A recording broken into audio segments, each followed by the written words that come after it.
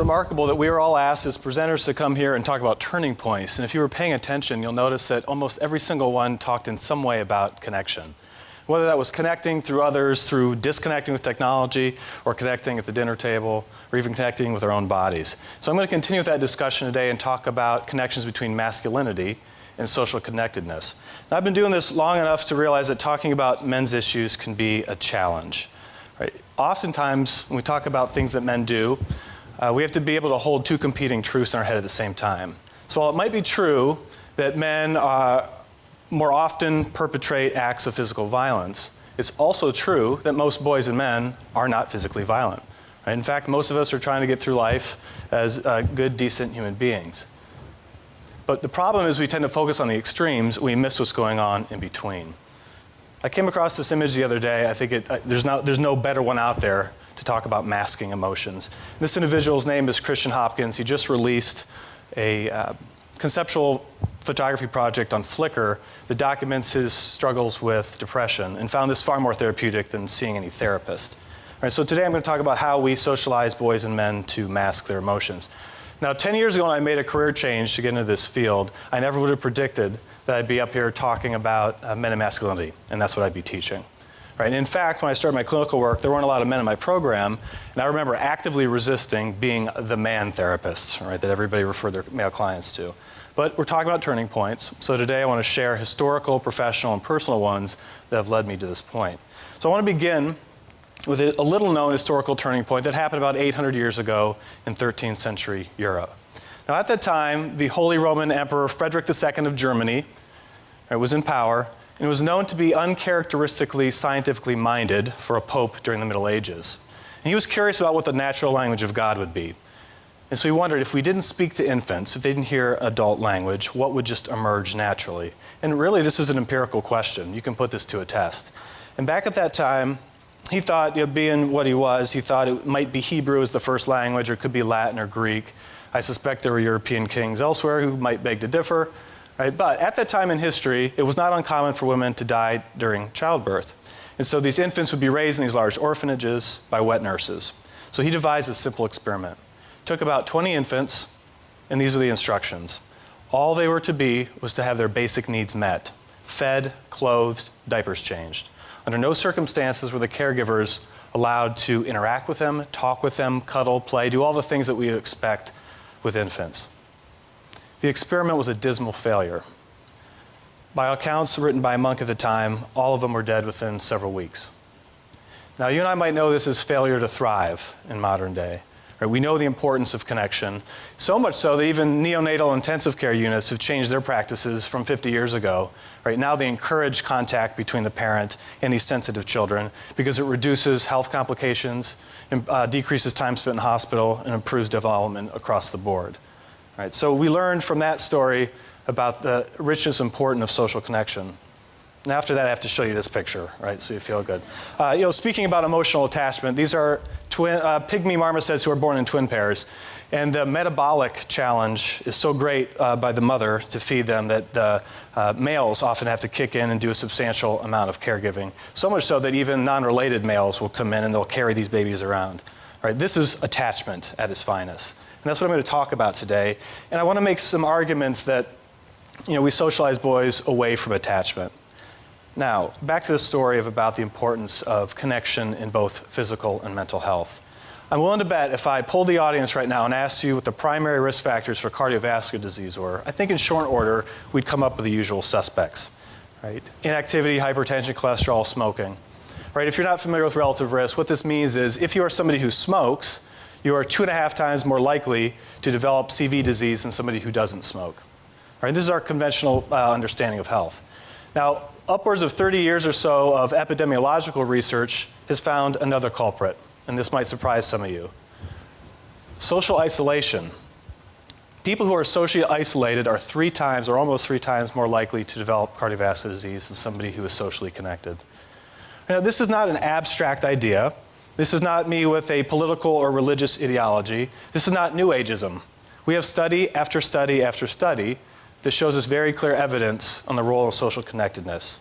Now, what does this have to do with men and boys and men?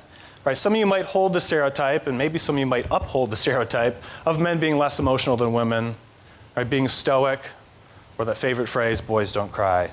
But I'm here to suggest otherwise. And actually, research suggests infant boys are actually more expressive in both range and intensity than infant females. And interestingly, if you watch a group of 2 or 3-year-olds at play, both boys and girls, you see this wide range of negative and positive emotions. Right? And it's actually kind of hard to distinguish between the two because they're so similar. But the stories start to change over time. Right around age 6, when they get into kindergarten, these paths start to diverge. Now, if we fast forward into adolescence and young adulthood, we start to see a new pattern. Now, this is one of my favorite photos. A colleague of mine at Clark University by the name of Michael Addis. His father took this on a street corner in Oklahoma back in the 50s. I think you and I can all imagine what this guy's feeling. Right? And there's probably some pretty good rules about what he's allowed to show and what he's not allowed to show. And that's what we're going to be talking about today. Now, there was a recent study, actually a series of them, that looked at, and they asked men and women in America, and it was kind of equal representation of European American, African American, Asian American. They wanted them to generate a list and then rate emotions that are culturally acceptable for men and women here in the United States. And at the end of that, the results suggested that men were allowed to display these 3 emotions at greater rates: anger, contempt, and pride. Whereas women were allowed to experience joy, compassion, sympathy, fear, and a host of other ones. Now, we're talking about emotional expression at this point, right? But that doesn't tell the whole story. If we hook these same individuals up to equipment that can measure our autonomic nervous system responses, and these are the things that we once thought we couldn't control, like heart rate, skin conductance, sweat, muscle tension, breath rate, and then we expose them to stimuli that can evoke or elicit strong emotions, these gender differences disappear. So we're not so different on the inside, but it's very clear that we have some differences expected on the outside. What happened, or what's happening to boys and men? Back in 1987, someone by the name of Long came up with this male emotional funnel system. So we all come into the world with a full range of vulnerable emotions. You can see some of them there behind me. Fear, shame. But over time, we teach our boys to rechannel them into anger and aggression. And it's not that we like these displays, but we tolerate them and sometimes even accept them in our men. But what you don't know and you don't see is that half second before anger came. And I'm going to make the argument this is the true primary emotion. Right? If we feel shame, anger rises up to defend against it. Right? So I'm really interested in what's happening in that moment right before. Now this is Christian Hopkins again with this remarkable photo. Right? We teach boys that it's not okay to be vulnerable. It's not okay to be hurt. Right? But it's okay to cover that up with either anger or silence. The problem with that is if we take that over the lifespan, the more we do that, the less connected we are with our own emotional states, and we can actually lose our ability to detect those subtle changes in our emotions. And if we extend it one more layer, we also then over time lose or impair our ability to detect those and respond to those in others as well. So now we've really created a problem when 2 people are supposed to be interacting. Now it's not all about, well actually one thing I want to ask you is I want you to think about the person in your life, non-family member, who's closest to you. How did they go from being a complete stranger to being somebody whom you trust? Right? Chances are, over time, there's that reciprocal vulnerability. Right? You found somebody for whom you could be yourself and you didn't have to worry about that judgment. But it's not all about negative emotions. It turns out those same people who stilt those negative emotions report less compassion, joy, and all these other things, these positive things that we take for granted. Right, is part of the human experience. And as psychologists, we call that making a pact with the devil. Right? You can't get one without the other. Now, what's remarkable about being a human being is we have this giant forebrain, and we can make these decisions. We can say, you know what? I just broke up with this individual. Right? I'm never going to get hurt again. I'm never going to be vulnerable. I'm never going to show weakness. But when we do so, we end up muting our experiences on both ends, and then that makes it harder to connect with people. My next turning point is a professional one. So I had a male client in his late 30s, came to his first session just angry, aggressive, a history of violence. I didn't want to work with him. Right off the bat, I knew that. But a couple sessions in, I found out he had just an incredibly tragic trauma history. He himself had been a victim of severe physical abuse. He had perpetrated physical abuse. He had polysubstance addiction, had declared bankruptcy, several failed relationships. But all he ever showed was anger. There was no hurt, right? There was no sadness, just anger every time. And a couple sessions in, he said to me, you know what? I know what you're trying to get me to do, and I'm not going to do it. I haven't cried in 25 years, and I'm not going to start now.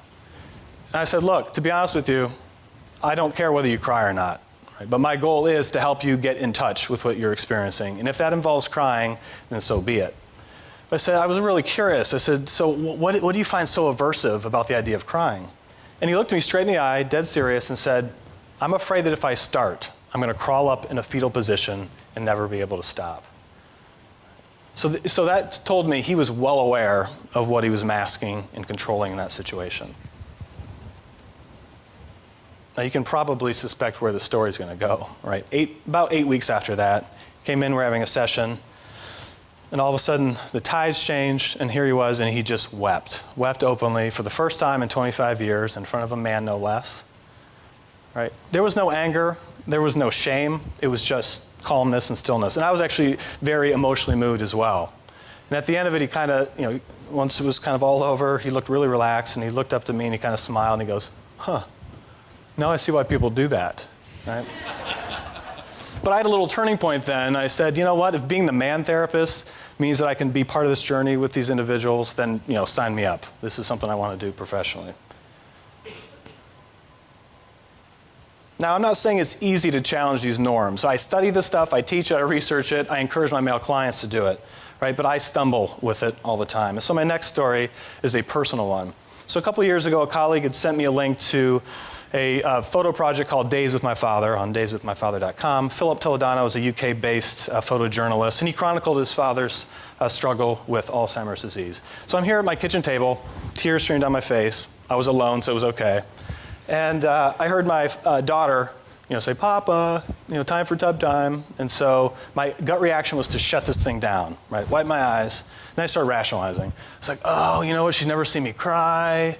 It's going to confuse her. It might freak her out. I don't know how to explain this. So I went on. We had our normal evening. Later that night, I was lying in bed and saying, oh my gosh, I just missed this opportunity. It could have been a teachable moment. Say, hey, Daddy's cried too. And she could get that. I mean, she would understand. She cries when the lights were too bright in the morning when I wake her up, right? But I had kind of put myself in check, and I missed that. And so I want to ask you all, how many opportunities have we missed with men in our lives to be vulnerable and be honest there? But I find a fascinating irony in this men's issue stuff, because men are also tend to score higher on risk-taking behaviors than women. Strap myself to a kite and a surfboard, sign me up, right? Do whatever these guys are doing in a swimming pool? Yes, please. But going out with your best friend, putting your arm on his shoulder, maybe even looking him in the eye, and saying, you know what, you mean a lot to me. I'm really glad you're in my life. This is when they're supposed to cue crickets chirping, right? We don't do those things. And by the way, it doesn't count the I love you man 6 beers into bar time, right? That's not what I'm talking about here. It's very different than that. All right, which brings me to this turning point for you all. Right? Social change doesn't require this massive organized movement. All it requires is each one of us to make one small change in our lives, right? To get people to respond in a different way, right? To put down this mask. But it's a misconception that I'm out here spreading a message that men have to stop being men. I'm not asking men to radically change who they are. When I work with men on this issue, I really say, hey, this is another skill that you can learn and that you can apply in the right situations. And I'm not saying that we have to do this in all situations. You and I know very well that there are places that we find ourselves where that emotional control and restriction is called for and it's necessary. My concern is that when we take that, and that is our default mode in our human relationships. So we come into our workplace, we come into our family, we come into our friendships with just that blocking and that masking. But changing this doesn't have to be complicated. I came up with 2 simple tips for us just to even start with. One is, let's eliminate phrases like man up, boys will be boys, stop acting like a girl. Right? Just acknowledge that these are common human emotions we all experience, and they don't have to be gendered in any way. The second point is let's redefine what it means to be courageous. And if you think about it, it doesn't require courage to hide behind a mask. Right? What requires courage is to be open and vulnerable no matter what the outcome. And that's really what we're asking and what I ask men to do. So I want to end with an observation I made a year ago. I was taking my 2 kids trick-or-treating, and a group of 4 boys, they're probably about 11 to 12, were engaged in what I call competitive trick-or-treating. Right? So they're just like darting from house to house trying to fill up these bags. And they whiz by us on the driveway, and this one guy yells to his friend, he says, "You better tie your shoe." They get up to the house, they get their candy, they bound off the porch. Sure enough, the kid with the untied shoe takes a digger onto the concrete. And my first reaction was, here it comes. Right? This guy's going to get it. But that's not what happened. So his friend gets down on one knee, puts his hand on his shoulder and says, "Man, are you okay?" The guy's like, yeah, I'm fine. He's like, "See, that's what I told you. That's why I wanted you to tie your shoe. I didn't want to see you get hurt. Are you sure you're okay?" And the friend's like, yeah, I'm fine. So, because if you're not okay, I'm sure all of us will be just fine going back to my house. We can stop trick-or-treating. We can just hang out. And his friends are nodding their head. He's like, "You sure you're okay?" And he's like, "Yeah, no, that's fine. We can keep being out here." He's like, "Well, at least let me tie your shoe." And he gets down on his other knee and ties his friend's shoe, and then they go off sprinting to the next house. But I learned a lesson that night because I had my own expectations, and they were proven wrong. And I'm willing to bet if we turn off the nightly news and sometimes our news feeds and our social media sites, and just look around us, you're going to see a lot more of that happening than we know. And by recognizing it and seeing it, then we start to make small cultural shifts where people learn that it's okay and it's not going to be judged negatively or punished. So back to this image. My wish for you as an audience is to walk away from this and commit to removing the mask, at least in some small way. Now, I've been met with criticism with this message, right? And it's usually in the form of, but aren't we going to wussify or sissify our American boys and men? But I want to remind you of the male emotional funnel system. So if you hear this message and you feel this like defensive anger pop up, what was it that you experienced right before that? Right? And what truly do we have to fear by doing this? So when you go back out into your lives, I want you to be courageous, be vulnerable, and just take one small risk with somebody in your life to make a deeper connection. Thank you for your time.